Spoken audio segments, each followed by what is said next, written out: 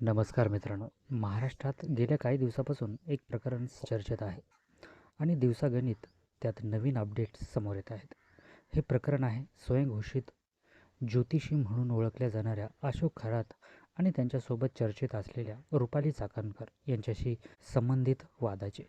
सुरुवातीला हा विषय फक्त काही व्हायरल व्हिडिओ आणि आरोपापुरता मर्यादित होता.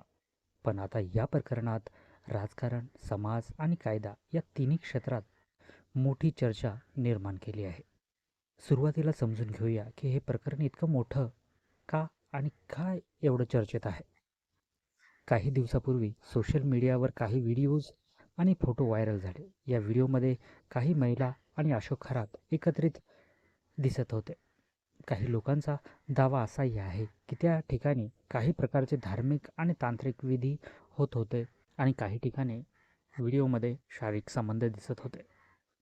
यानंतर काही महिलांनी पोलिसांकडे तक्रार दिली की त्यांना विश्वासात घेऊन त्यांच्यावर अत्याचार करण्यात आले किंवा त्यांची फसवणूक करण्यात आली.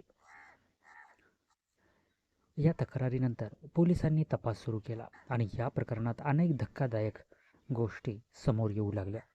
तपासात असे समोर आले की अशोक खरात लोकांना घाबरवण्यासाठी किंवा प्रभावित करण्यासाठी काही विचित्र पद्धती वापरत होता.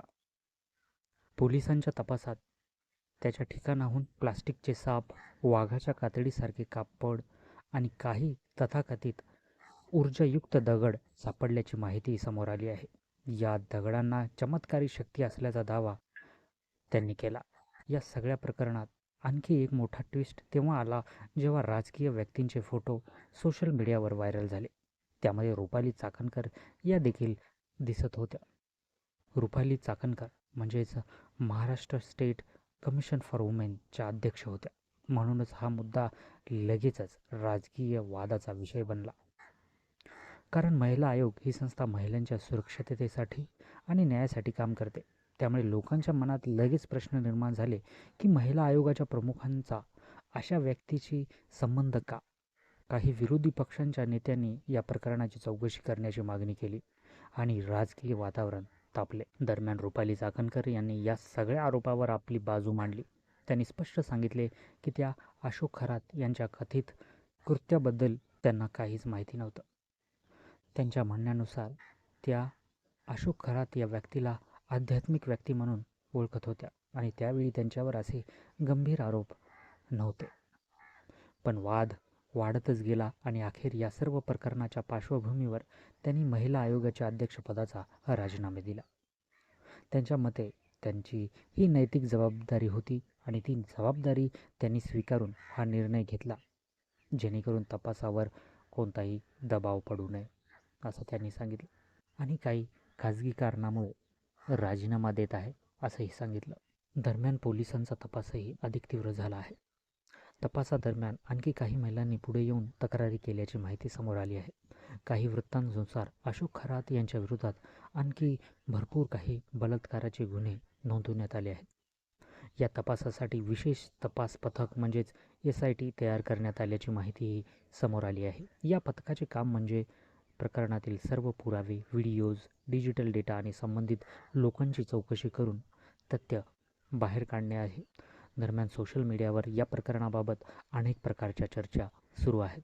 काही लोक म्हणत आहेत की अनेक महिला त्या ठिकाणी स्वतःहून स्वइच्छेने जात होत्या आणि काही व्हिडिओमध्ये तर त्या महिला आनंदाने त्या क्रियेमध्ये सामील होत होत्या.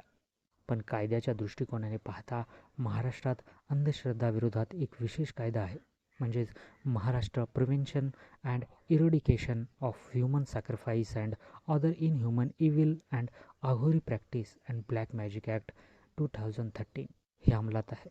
या कायद्यानुसार जर एखादी व्यक्ती चमत्कार, तांत्रिक शक्ती आणि अलौकिक शक्ती असल्याचा दावा करून लोकांना प्रभावित करत असेल किंवा त्यातून आर्थिक किंवा इतर फायदा घेत असेल तर तो गुन्हा ठरतो. म्हणूनच पोलीस तपासात सर्व काही बारकाईने पाहिले जात आहे. व्हिडिओ कॉल्स, रेकॉर्डिंग्स, आर्थिक व्यवहार आणि संबंधित लोकांची चौकशी कसून चालू आहे. पण या प्रकरणात तपास पूर्ण झाल्यावरच खरं चित्र समोर येईल. या प्रकरणामुळे महाराष्ट्रात एक मोठी चर्चा सुरू झाली आहे, अंधश्रद्धा आणि शिक्षण यामधील संघर्षाची. आज विज्ञान आणि तंत्रज्ञानाच्या युगात अनेक लोक तांत्रिक विधी, भविष्य सांगणारे लोक आणि कथाकथित आध्यात्मिक गुरु यांच्यावर विश्वास ठेवतात. अनेक वेळा हा विश्वास लोकांना चुकीच्या मार्गावर नेतो. या प्रकरणात योनीपूजेचाही संदर्भ आलेला आहे आणि काही लोक विचारत आहेत, योनीपूजा नेमकी आहे काय आणि कशासाठी केली जाते? तर आपण या अशोक खरात या प्रकरणामध्ये अशोक खरात हा योनीपूजा करायचा.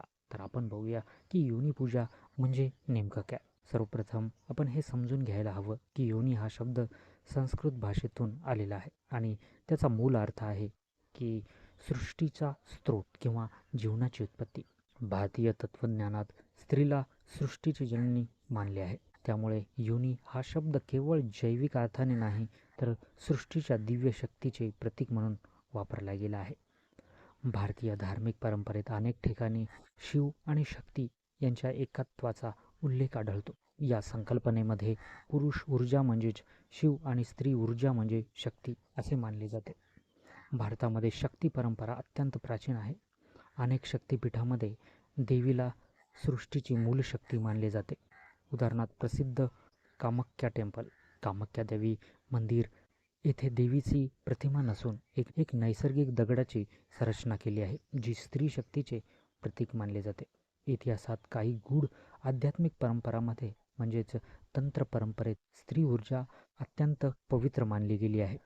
तथापि हे लक्षात घेणे महत्त्वाचे आहे की या परंपरा अत्यंत मर्यादित आणि गूढ मानल्या जातात.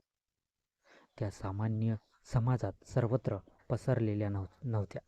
काळ बदलत गेला तसे समाजाच्या नैतिक आणि सांस्कृतिक मूल्यामध्ये बदल झाले. अनेक प्राचीन तांत्रिक पद्धती हळूहळू कमी होत गेल्या.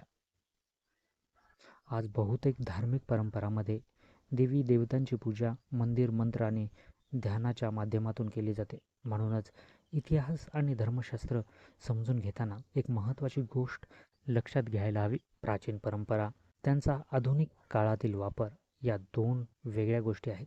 म्हणूनच इतिहास आणि धर्मशास्त्र समजून घेताना एक महत्त्वाची गोष्ट लक्षात ठेवायला हवी. प्राचीन परंपरा आणि त्यांचा आधुनिक काळातील वापर या दोन वेगळ्या गोष्टी आहेत.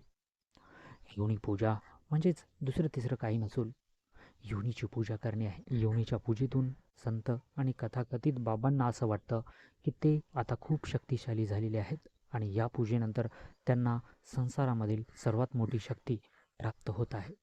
आणि ज्या स्त्रिया ही पूजा करून घेतात त्यांनाही असं वाटतं की त्या खूप पवित्र आहेत आणि त्या आपली शक्ती दुसऱ्यांना देत आहेत. मित्रांनो, या संपूर्ण प्रकरणाबद्दल तुमचं मत काय आहे? समाजात अंधश्रद्धेविरोधात अधिक जागरूकता निर्माण होण्याची गरज आहे का? आणि सार्वजनिक पदावर असलेल्या व्यक्तींशी अशा गोष्टीपासून दूर राहायला हवं का? या प्रकरणात अशोक खरात या एका व्यक्तीचीच पूर्ण चूक आहे की महिलाही यामध्ये स्वखुशीने सहभागी होत्या आणि प्रकरण समोर आल्याच्या नंतर महिलांनी यू-टर्न केला? तुमचं मत नक्की कमेंट्समध्ये कळवा. भेटूया पुढच्या व्हिडिओमध्ये. तोपर्यंत नमस्कार.